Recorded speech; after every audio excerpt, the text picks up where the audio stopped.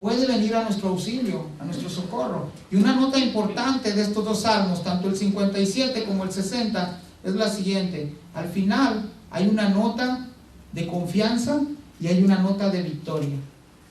¿Cuántos de nosotros no hemos experimentado confianza y victoria en nuestro Dios? Muchos de nosotros. Y sí han venido momentos difíciles a nuestra vida, al igual que pasaron muchos de los autores de los salmos, tanto los hijos de Coré como Asaf. Vimos a Asaf en un momento decir: por poco y me deslizo. Y vimos a David también estar en momentos tan difíciles, pero también lo vimos estar en momentos tan alegres, celebrando con el pueblo. Y es lo que hoy vamos a estar mirando. Así que en la primera división que hicimos, la oración de acción de gracias, el salmo comienza con acción de gracias para presentar su súplica. ¿Alguna vez usted ha llegado al altar ante Dios y a decirle: Señor, antes de poner mi queja, antes de poner mi súplica, pues te voy a adorar, voy a venirme aquí rendido ante tus pies, voy a recordar lo grande, lo excelso, lo maravilloso, lo bello que eres, Señor? ¿Alguna vez usted lo ha hecho? ¿O es usted como yo, que a veces decimos hincado y ni siquiera le damos las buenas tardes o los buenos días al Señor, sino que nos hincamos? Señor, necesito que hagas esto por mí. Señor, necesito que hagas esto por mí. Son válidas estas oraciones, pero nos demos cuenta el modelo que presenta el autor. Comienza por alabar la misericordia y la verdad de Dios. Son ingredientes muy buenos para aprender, modelos muy buenos para aprender cómo poder acercarnos a Dios. En la actualidad, hermanos, hace rato la hermana Margarita mencionó que estamos inundados ya de la palabra del Señor, es cierto, pero ahora hay que discernir lo bueno de lo malo, porque hemos aprendido que muchas veces en otros grupos o en otras iglesias o en otros grupos que se dicen ser cristianos, cómo ordenan a Dios que hagan las cosas. Y vemos aquí al salmista viniendo en súplica a Dios para que realice algo a su favor. Así que esto servirá como un modelo para nuestras oraciones. Y si hay algo de lo que los salmistas están seguros, es de tres cosas: de que Dios escucha. ¿Cuántos saben que Dios escucha? Amén. Que Dios contesta. ¿Sí están seguros que Dios contesta?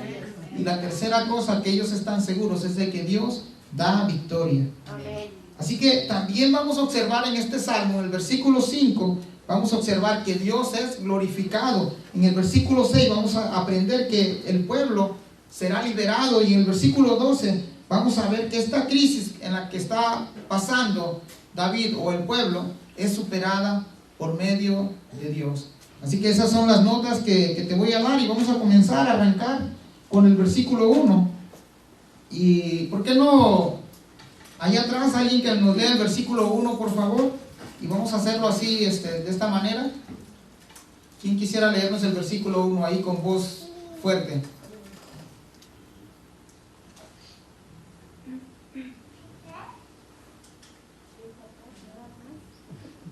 ¿Sí? Dijo atrás, mero atrás. Allá atrás, o en medio, o enfrente. Hermana Suri. Mi corazón está dispuesto, oh Dios, cantaré y entonaré salmos. Esta es mi gloria. Gracias, hermana Suri. Dice en el primer versículo: mi corazón está dispuesto, oh Dios, cantaré y entonaré salmos. Esta es mi gloria. Alguna versión diferente, por ejemplo, la versión internacional dice: mi corazón está firme, o firme está mi corazón. Pero hemos leído a David entonar estos cantos. Esto no es una simple repetición de este salmo, sino que contiene un propósito, como veremos enseguida. Mi corazón está dispuesto, dice la primera parte. Miremos las palabras de David acompañado de dos cosas: de confianza y de alabanza. Mientras por un lado el corazón se encuentra dispuesto a entonar y cantar, también miramos la confianza que emana del corazón de David. No sé si tú has venido el día de hoy dispuesto a adorar al Señor, porque también te voy a decir una cosa: que si no vienes dispuesto con ese corazón a adorar, a servir, a darle la honra y la gloria al Señor, posiblemente tu corazón esté lejos de lo que es la presencia de Dios. ¿Qué significa estar dispuesto? Miramos ahí en el versículo primero, mi corazón está dispuesto. ¿Qué significa estar dispuesto? Bueno, en algunas de las definiciones del diccionario es tener ánimo o tener la intención de hacer algo. Pero vemos al salmista acercarse aquí a Dios y está dispuesto a hacer algo, cantar y entonar salmos. ¿No es lo mismo cantar y entonar salmos? Cantar alabanza a Dios o entonar alabanza a Dios. Pareciera ser lo mismo, pero dése cuenta que uno es entonar salmos o cantar salmos y uno es cantar salmos y el otro es entonar, que va acompañado con música también. Y vayamos ahí a 2 de Timoteo 3:17. Alguien que me lo encuentre, por favor.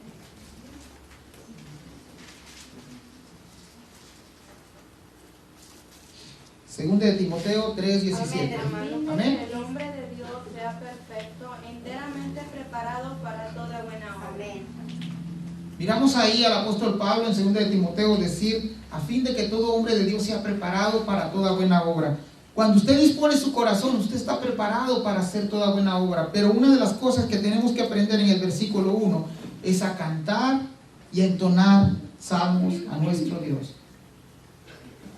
David había determinado dar alabanza a su Dios, cualquiera que sea la circunstancia. Además de esto agrega, esta es mi gloria. Aunque David, por ser la figura heroica de Israel, él podía recibir gloria de parte de sus servidores. Imagínense ustedes tener una figura heroica como líder de una nación. Mas sin embargo, David dice ahí, esta es mi gloria. ¿Qué era la gloria de David? Dar alabanzas y cantos a nuestro Señor. En otras palabras, todo mi ser, todo lo que soy, glorificará al nombre de nuestro Dios. Esto ya lo habíamos leído también ahí en el Salmo 103. Bendice alma mía Jehová, y bendiga mi ser, todo mi ser, su santo nombre. Miramos a David, ¿cuál es la disposición de adorar a nuestro Dios? Otro de los datos más importantes es de que con nuestra boca podemos hablar, pero nuestra lengua se convierte en el objeto principal para dar gloria a Dios. Así como también Santiago más adelante nos dice que nuestra lengua, un pequeño miembro, puede causar un gran fuego, así también nuestra lengua se convierte en el instrumento para alabar a nuestro Dios.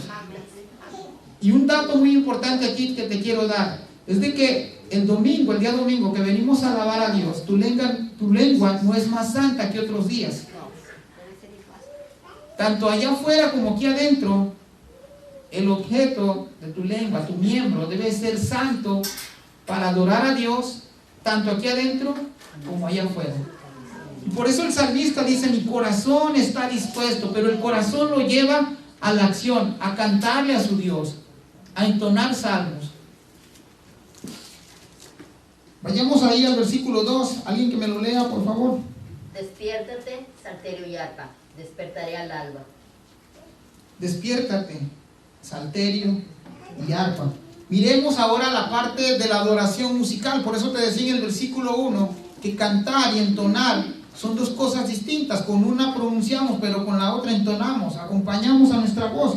Dice, miremos la adoración musical. En el capítulo 16 de Primera de Samuel, versículo 18, se nos describe cuál era la habilidad de David. Aparte de ser un gran guerrero, también era un músico por excelencia. Y miramos que esta habilidad de David también la ofrece a Dios como sacrificio, dándole la gloria a Dios con su habilidad. ¿Cómo das gloria a Dios? Con tu habilidad. ¿Qué habilidad tienes tú? Y se la puedes ofrecer a nuestro Dios. A lo mejor tú me puedes decir, hermano, pero pues yo no soy diestro o yo no tengo la habilidad de tocar un instrumento. Vayamos ahí a Hechos 16:25. No te preocupes, fíjate lo que hicieron Saulo y Silas. Hechos 16:25.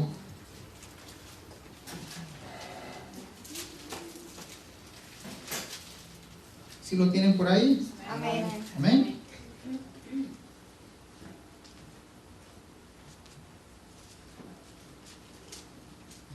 ¿Alguien nos lo lee, por favor? Pero a medianoche orando, Pablo y Silas cantaban himnos a Dios, y los presos los oían. Amén. Amén. Posiblemente no contaban con un instrumento musical ahí para adorar a Dios, mas sin embargo dice que cantaban salmos. Y los presos, dice, los oían. Y pasó algo, en esa narración de Hechos, pasó algo tan increíble que al estar cantando, dice que las cadenas de los presos se caen. Y eso es lo que trae la alabanza a Dios, liberación. A lo mejor no podemos tocar un instrumento musical como lo estamos leyendo ahorita en el Salmo 108, pero sí puedes adorar a Dios y alabar a Dios con tus recursos. Hay otras habilidades que puedes poner en práctica para adorar a nuestro Dios. Otra determinación de David es despertar al alba. Es un poco raro esto, ¿no? Si usted lo lee así de corrido va a decir, ¿cómo yo puedo despertar al alba? Pero en realidad esto me llevó también a pensar en el Salmo 63.1. ¿Se acuerdan del Salmo 63.1? Que dice, de madrugada te buscaré. Y no quiere decir de que a las 3 o 2 de la mañana ya se te vuelva un reglamento buscar a Dios. No, es decir, que las primeras horas de la mañana. Amén. Que antes de hacer cualquier cosa, antes de que te alistes para ir al trabajo, ve y dale la gloria a Dios. Amén, amén. Dale gracias a Dios por ese nuevo día que te ha dado. Dale gracias a Dios por que te ha protegido ese día. Aún si estamos pasando por problemas, nuestra perspectiva al poner a Dios por delante cambia. Las cosas se vuelven livianas, porque vamos y depositamos nuestra carga a aquel que es el dueño de todas las cosas. Esto ha dejado de ser un hábito para el cristiano y debería de ser no solamente un hábito, sino un deber. No vamos a levantar las manos el día de hoy, pero ¿cuántos buscan a Dios de madrugada? ¿Cuántos se levantan con esa hambre, como decía el salmista, mi alma tiene sed del Dios vivo? Como el siervo brama, decía el salmista, así clama por ti, oh Dios, el alma mía. Hermanos, todos nosotros tenemos esa necesidad de buscar de Dios. Todos nosotros. No solamente el pastor, no solamente el líder de alabanza, no solamente la secretaria, no solamente el que está encargado del edificio, sino que es individualmente.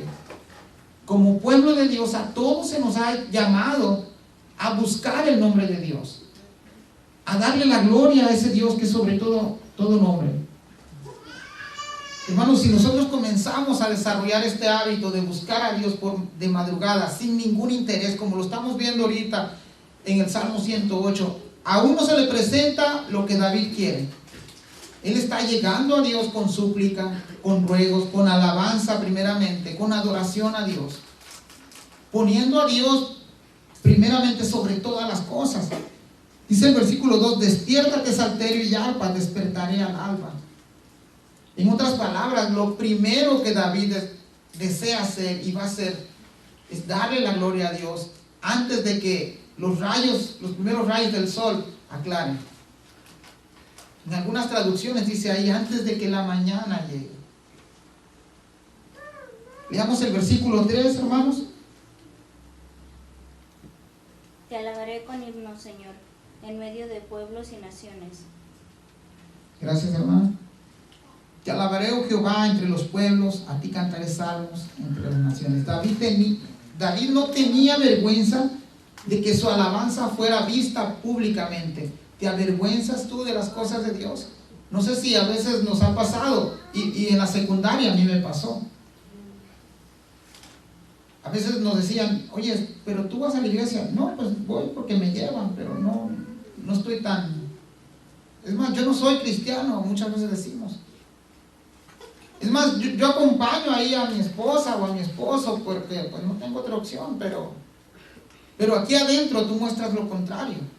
Y David no era así, dice el versículo 3, te alabaré, oh Jehová, entre los pueblos. Aún entre su misma nación de él, entre el mismo pueblo de David, no iba a callar. Públicamente su adoración era vista por los demás.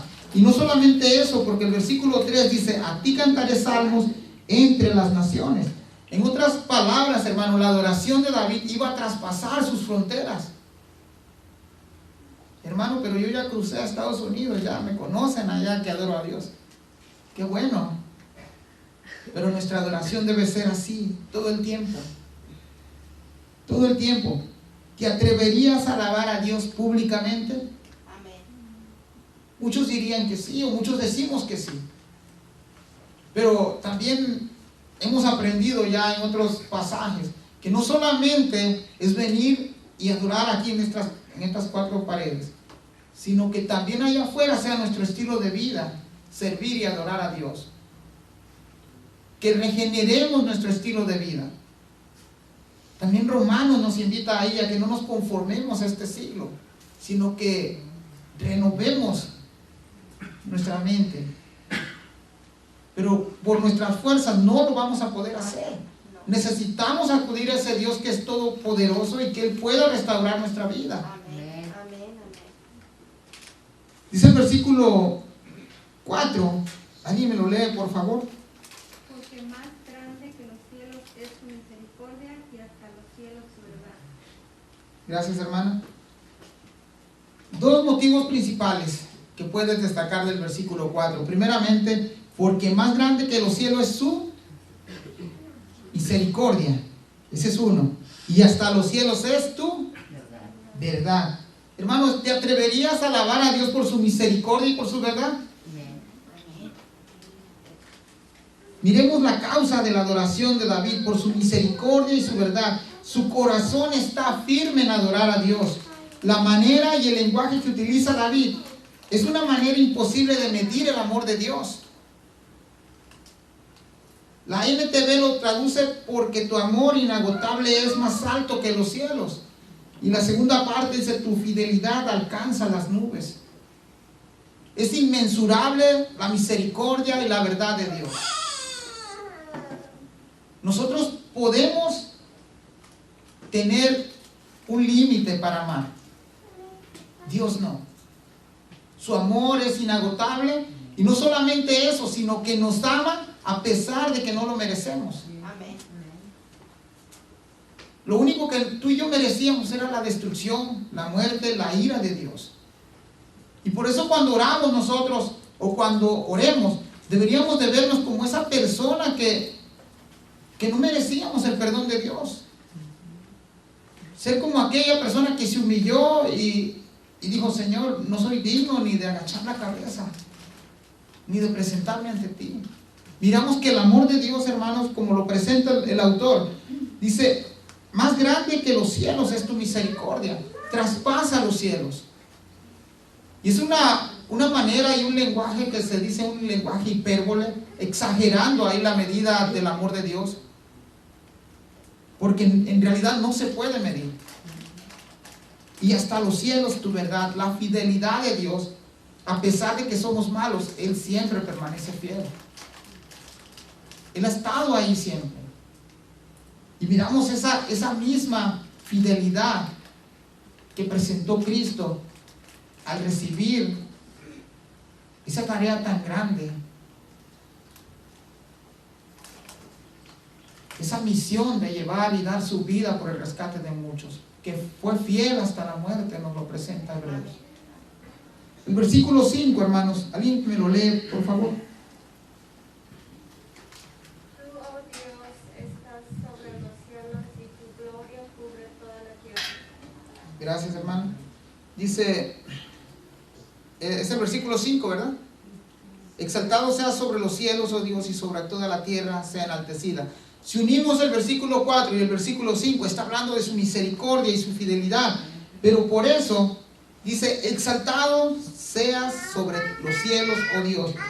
Un Dios que tiene la peculiaridad de una misericordia y verdad infinita, también merece ser alabado de la misma manera. No sé si me entendiste esa parte. Un Dios que es tan enorme en misericordia, infinito en misericordia, infinito en fidelidad, también merece ser alabado de la misma manera. Y muchas veces nosotros nos limitamos a servirle a Dios de esta manera, a adorar a Dios de esta manera. Muchas veces nosotros venimos aquí nos presentamos ante Dios irreverentemente, nos presentamos a Dios apáticos, nos presentamos ante Dios distraídos, Recordemos que no es un Dios de papel ni de barro, es el Dios del universo, el que ha derramado su gloria sobre nosotros. Es el Dios que merece toda honra, toda gloria, todo respeto. Y muchas veces cuando nosotros nos presentamos de esta manera ante Dios, con irreverencia, déjame decirte que a veces es inútil estar aquí en la iglesia de esa manera. Yo no sé si tú te acuerdas cuando ibas a la escuela. Cuando íbamos a la escuela, lo primero que hacía el maestro, ¿qué era lo que hacía el maestro? ¿Sí se acuerdan? Agarraba su hojita y decía, pasar lista. Y yo recuerdo en una de las situaciones que me tocó, es de que el maestro estaba pasando lista y uno de los compañeros estaba platicando, distraído así, y se saltó a esos dos. Y cuando terminó de pasar lista, le dijo, se van para afuera. Y dijo, ¿por qué? ¿Por qué? Le dijeron, pues están distraídos, van a echarme a perder toda la clase. Váyanse para afuera. Lo sacó, ¿verdad? Y vemos nosotros que Dios no es así como este Señor, nos deja estar aquí. Amén. Pero deberíamos de tener esa conciencia de que cuando nos presentamos ante Dios, nos presentamos al único Dios verdadero, al único Dios santo, al único Dios que merece ese respeto de parte de nosotros, la alabanza y la gloria. Vayamos al versículo 6. ¿Alguien lo lee, por favor? Para que sean librados tus amados, salva con tu diestra y respóndeme. Gracias, hermano. Dice el versículo 6, para que sean librados tus amados, salva con tu diestra y respóndeme. Primeramente, al inicio, David alinea su corazón con Dios por medio de la alabanza. A veces hemos dicho el pasaje, un salmo muy conocido que dice que Dios te concederá las peticiones de tu corazón. ¿Sí se acuerdan que ya leímos ese salmo? Sí. Confía en el Señor, dice, y Él te concederá las peticiones de tu corazón. Pero esas oraciones están sujetas a la voluntad de Dios. En otras palabras, si a ti se te antoja pedirle al Señor algo que no está conforme a la voluntad de Dios, es muy probable que no lo vas a recibir, porque no está alineada a la voluntad de Dios. Y lo que el salmista está haciendo aquí, primeramente, es alinear su corazón a Dios a través de la alabanza y de la adoración. Esta situación de David se vuelve en una petición ya en el versículo 6. Al inicio te dije que íbamos a dividir el capítulo en dos partes. La primera parte, del 1 al 5, era la oración de acción de gracia, y la segunda parte era la oración de petición de socorro. A partir de aquí comienza la oración de petición de socorro. Ahora te voy a decir, si Cristo es nuestro Señor, todas las cosas serán para nuestro eterno bien. ¿Estás de acuerdo o no? Amén. Para su honra, su gloria y el propósito de Él. Cualquiera que sea nuestra circunstancia, ya sea de enfermedad, ya sea de alegría, ya sea de gozo, ya sea de sufrimiento. Romanos 8:28 nos recuerda eso. ¿Alguien se sabe Romanos 8:28 de memoria? Y sabemos Que a los que aman a Dios, todas las cosas les ayudan a bien. Esto es.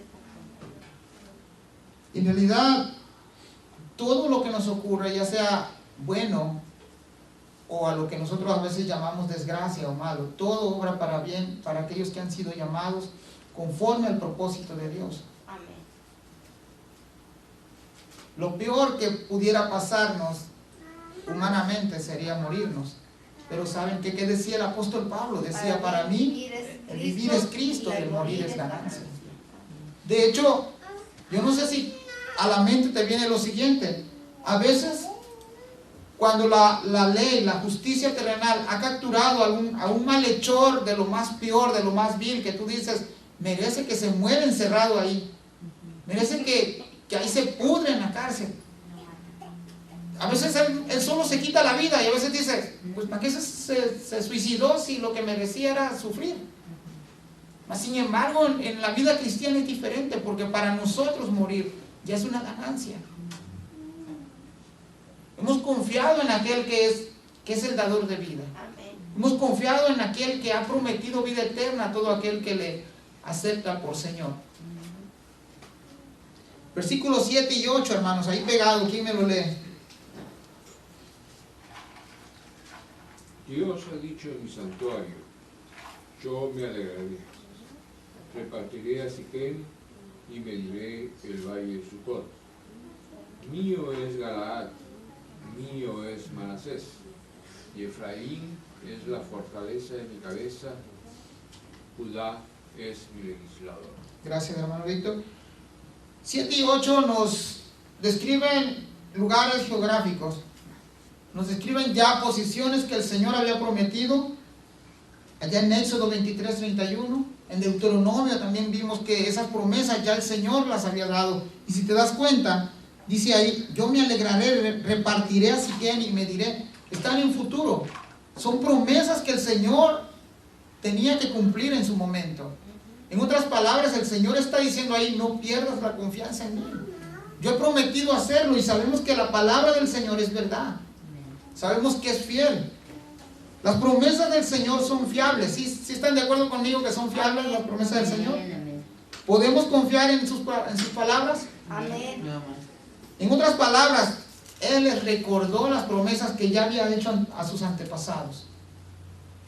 Con alegría repartirá a su pueblo la promesa. ¿Cuál es la promesa que Dios ha hecho ya en este pacto mesiánico a nosotros? ¿Sí se acuerdan? Vida eterna. Que se iría a preparar lugar para Se iría a preparar al lugar, dice. En la casa de mi padre, dice, muchas moradas hay. Esto significa que también Dios tiene el control de todas las cosas y por eso podemos descansar en la palabra del Señor. La nueva criatura en Cristo, hermanos, alguien que ha recibido a Jesucristo como Señor y Salvador, puede tener y puede desarrollar todas las promesas de Dios. ¿Las ha desarrollado usted? ¿Ha confiado en ese Dios para su salvación? ¿Ha confiado en ese Dios para su protección, para su cuidado? Más que nada tenemos que tener confianza en Él. Amén. Hermanos, los privilegios que nosotros adquirimos como hijos de Dios son presentes aquí, son visibles, pero viene lo que no es visible, lo celestial. Y creo que eso debería de motivarnos a buscar más de Dios. Si ya el Espíritu Santo nos ha santificado y nos ha mostrado que somos las primicias de Dios, ¿por qué no buscar a ese Dios que es bueno en misericordia, que su amor es inagotable, que su palabra es fidelidad? ¿Por qué no descansar en esas promesas que Dios ha hecho? Versículo 9, hermanos, ¿alguien me lo lee, por favor?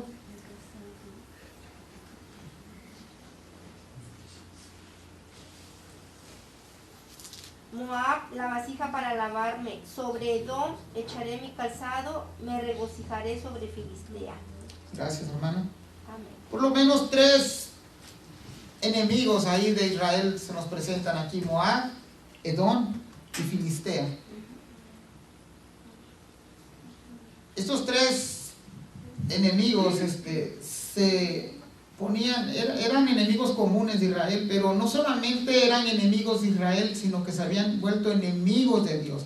Al rechazar a Dios, hermanos, nosotros nos convertimos en enemigos de Dios. La semana pasada el hermano Luis decía que no podemos tener un lugar neutro. O eres de aquí o eres de allá. El neutro pues no te define, bueno, sí te define a un lado, simplemente que no eres parte del equipo de Dios. Simplemente que no eres parte del pueblo de Dios. Tú no puedes decir, bueno, pues me gusta lo que hacen los hermanos, pero pues a la vez también le doy la razón aquí a estos de aquí. Pues yo me quedo aquí en medio. No hay ese término. O eres frío o eres caliente. La palabra de Dios nos dice que por cuanto eres tibio, dice, te vomitaré de mi boca. Amén. O estás en un equipo o estás en el otro equipo. En otras palabras, o no conoces nada de Dios o estás totalmente enamorado del Señor. Amén. O sea, no puede haber medios. Y la referencia que hace a Moab, dice la vasija para lavarme. Muy interesante lo que estuve investigando. No sé si ustedes han leído el Salmo 108. El hermano Luis a lo mejor también me mandó algunas notas. Pero algo de esta parte es de que antes los caminos pues eran feos, ¿verdad? Las personas tenían un siervo en especial que se dedicaba a lavar los pies. Ese era su trabajo. Y no solamente eso, sino que era uno de los trabajos más sucios, más cochinos, pero a su vez era más humillante. Y fue lo que hizo Jesús. Y fue lo que hizo Jesús. Pero en este pasaje vemos que Moab, la vasija para lavarme, es Dios que está hablando. Es más, lo voy a humillar. Sí, lo voy a humillar. Tanto que no va a ser el siervo que va a lavar los pies, sino que va a ser la vasija donde van a caer los pies. Sí. Y dice, para lavarme, sobre Edom echaré mi calzado. Y también, un poquito recopilando, un poquito de todo esto que he estado leyendo, es de que cuando las personas iban de viaje y regresaban, lo primero que hacían era quitarse el calzado y aventarlo a aquellos que eran sus siervos, para que los siervos lo lustraran, lo limpiaran. Ahora imagínense ustedes tanta inmundicia que levanta nuestro calzado. Hoy pues hay pavimento, a lo mejor no tanto, pero te imaginas en esos tiempos donde no había pavimento, donde pues tenían que atravesar tantos terrenos feos, pisar toda clase de animales muertos. Era humillante, y eso es lo que iba a hacer el Señor con estos pueblos. Era a uno ponerlo como vasija y al otro echar su calzado sobre él. Pero también la otra idea es de que cuando el conquistador iba y conquistaba, literalmente ponía los pies en el cuello del que iba a ser su esclavo, del conquistado. Ahora dice sobre Filistea, me regocijaré sobre Filistea.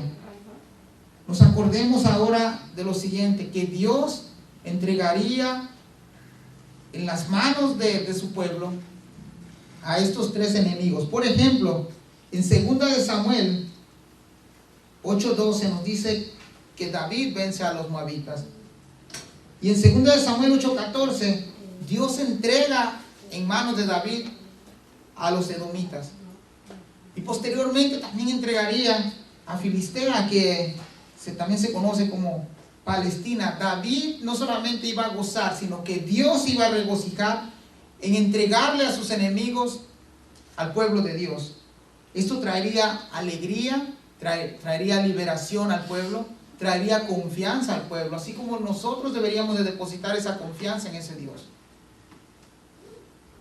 A Dios le place darnos el reino. ¿Se acuerdan cuando en el Nuevo Testamento, cuando decía, porque el reino de los cielos ha llegado? Ha llegado. Juan el Bautista. A la entrada de Cristo Jesús, hace la inauguración de aquel reino. Pero llegará el día en que vendrá también Él ya a coronarse como rey sobre nosotros. Ya tenemos la ley de Dios, la ley de Jesucristo reinando en nuestro corazón, su presencia, su Espíritu Santo. Somos parte de ese reino. Eso debería de animarnos, motivarnos, buscar a Dios. Y vayamos ahí al versículo 10. ¿Quién nos lo lee, por favor? ¿Quién me guiará a la ciudad fortificada? ¿Quién me guiará hasta Edom? Gracias, hermana. Preguntas retóricas. ¿Quién creen que iba a guiar a la ciudad fortificada? Dios. ¿Quién iba a guiar hasta Edom? Dios mismo. Son preguntas retóricas. La necesidad del salmista es de que Dios venga y lo ayude y sea su socorro. Hermanos, necesitamos la guianza de Dios en nuestra vida. La necesitamos. Nadie por sus propias fuerzas puede decir, yo me las arreglo sola, yo puedo ir solo. Necesitamos a Dios en nuestra vida. En el Antiguo Testamento, no sé si esto les va a traer a su mente este capítulo, pero algunas veces dijeron, no, pues ya llegó el arca, hay que mandarla para derrotar a los enemigos. ¿Y qué pasó? Los enemigos vencieron porque su confianza no estaba en el Dios del arca. Estaba en el arca. Nosotros necesitamos esa alianza también del Espíritu Santo de Dios, y es el que nos guía a toda verdad. Amén. Otra de las cosas, podemos tener fe para nuestra victoria, pero no es suficiente. ¿Sí están de acuerdo conmigo? Amén. Podemos tener fe para nuestras victorias, pero no es suficiente. Se necesita salir a la conquista. El Salmo 127:1 nos dice también que si Jehová no edificare la casa, en vano trabajan los que la edifican. O sea, nuestro motivo, nuestras ganas que tengamos de hacer las cosas dependen de Dios, pero también nosotros tenemos que salir a la conquista, buscar, esforzarnos, como le dijeron a Josué, esforzarnos y ser valientes. Necesitamos no solamente tener esa fe que traerá victoria, sino creerle a Dios en su verdad y en su misericordia. El versículo 11, ya casi terminamos, hermanos. ¿Quién me lo lee, por favor? ¿No serás tú, oh Dios, que nos habías desechado? ¿Y no salías, oh Dios, con nuestros ejércitos? Gracias, hermano. Y otra vez echando ahí mano el salmista y recordando las derrotas pasadas. Por eso te decía que en el Salmo 60 es una crisis de una derrota del pueblo. En la mente del salmista está recordando la derrota y dice, por no tener la confianza en Dios, o en lo que es peor, por darle la espalda a Dios. Dios parecía haberlos abandonado a su suerte.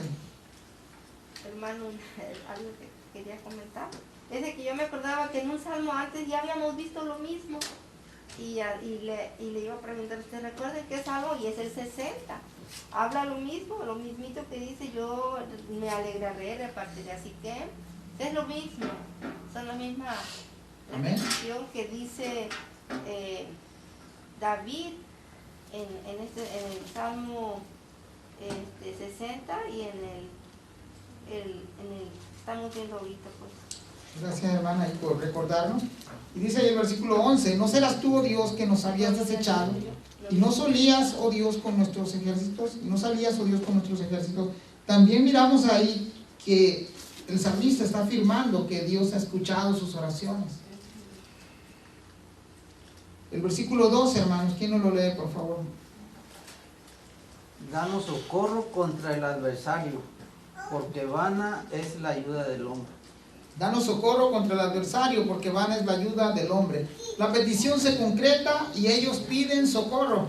Pero si te das cuenta, es interesante cómo algunos salmos se intensifican a medida que la fe y la confianza en Dios van aumentando. Vemos cómo comenzó este salmo, con una petición de acción de gracia. Pero cómo se fue aumentando su fe a través de todo el capítulo, a llegar a decir, danos socorro contra el adversario. Ayúdanos, Señor. Pero él ya ha depositado esa confianza en Dios. Él sabe que el Señor traerá respuesta a esa petición. El versículo 3, hermanos. En Dios haremos proezas y Él hollará a nuestros enemigos. Gracias, hermano Víctor. La oración termina con un éxito rotundo. Fíjate que dice, en Dios haremos proezas y Él hollará a nuestros enemigos. 3 puntos que te voy a dar ahí del versículo 13. El primero es, su oración no es solo por ser liberados. Su oración también hace esa petición de victoria. El otro punto es, su confianza está en Dios y no en el poderío de su ejército. No sé si recuerdas aquellos salmos que decían, ellos confían en sus caballos y en sus carros, pero yo confío en Jehová. Amén. Y el tercer punto es, Dios se lleva el crédito de la victoria. Si te das cuenta, en el versículo 13 no se menciona a David como el que va a hollar a sus enemigos, es Dios. Dice ahí, y Él hollará a nuestros enemigos. ¿Qué significa la palabra hollar? Pisotear. Pisotear.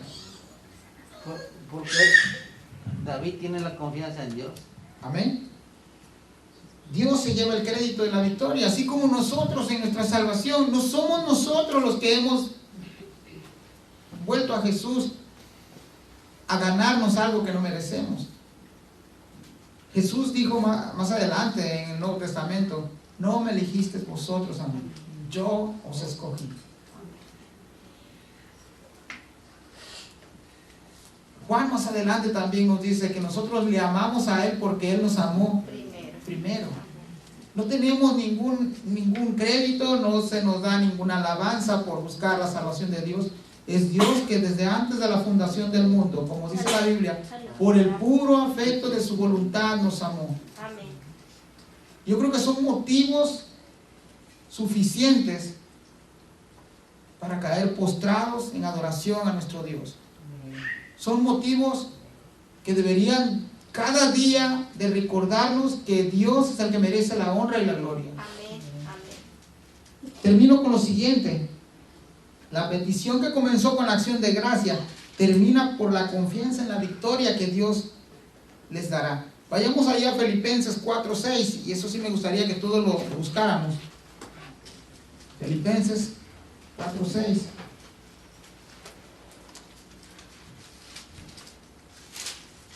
¿Alguien lo tiene?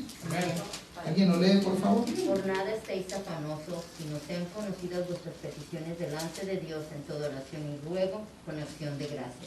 Gracias, hermana. Dice, por nada estéis afanosos. ¿Qué es lo que nos afana a nosotros? Anoche me encontré con un señor de Guerrero, por cierto, creo que ya conoce la iglesia, lo invitamos.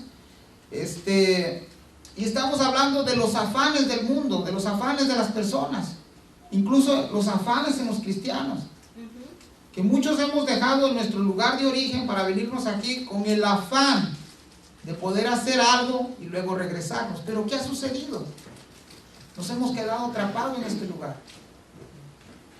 Muchos, por un propósito que solamente Dios sabe, estamos aquí. Pero algunos otros no, algunos otros su mentalidad y su vida es hacer dinero, trabajar, hacer dinero, trabajar. Y te voy a decir algo de lo que estábamos hablando ayer con este hombre. Resulta que es una persona cristiana. Y me llamó mucho la atención lo que él me dijo. ¿Sabes qué? Me dijo, es que durante el tiempo que nosotros nos venimos aquí por 2 o 3 años y nos venimos a trabajar y pensamos que nuestro trabajo nos va a rendir para toda la vida, no nos estamos dando cuenta que poco a poco nos estamos muriendo. Amén. Y le dijo, sí, es cierto. Es cierto que nos estamos muriendo. Y a veces nosotros mismos hemos llegado al grado de afanarnos tanto. Fíjate que dice el versículo 6 de Filipenses 4. Dice, si nos sean conocidas vuestras peticiones delante de Dios en toda oración y ruego. Toda petición debe ser traída al Señor en oración y en ruego. ¿Cómo te acercarías a Dios? ¿Exigiéndole cosas o viniendo con acción de gracias a Dios? Y termina ahí el versículo 6, con acción de gracia. Yo creo que es un buen modelo de una oración para podernos acercar a Dios, traer nuestras cargas, nuestras penas, nuestras aflicciones, aún nuestras victorias. Aún cuando nos esté yendo bien, podemos acercarnos a Dios, venir y decirle al Señor, mi corazón, Señor, está dispuesto a cantarte, a bendecirte, a honrarte y a glorificarte. Aún cuando estemos en la mejor condición, si tú lo quieres llamar así, económica. Aún si estamos pasando por el peor momento, nuestro corazón debería estar dispuesto a honrar a Dios, a reconocerlo como nuestro Señor y Salvador. Esto ha sido el capítulo 108, hermanos. No sé si el hermano Luis quisiera ampliarlo, o alguien de ustedes tiene algún comentario, y si no están de acuerdo, pues ahí está el hermano Luis. No se crean. Esto ha sido el 108, hermanos. Espero que podamos traer algunas aplicaciones a nuestra vida, que nos podamos acercar ante Dios confiadamente ante el trono de su gracia, y que día a día seamos esos adoradores que Dios espera de que seamos nosotros, que le adoremos en espíritu y en verdad. Hermano Luis, no sé si quiera despedirnos.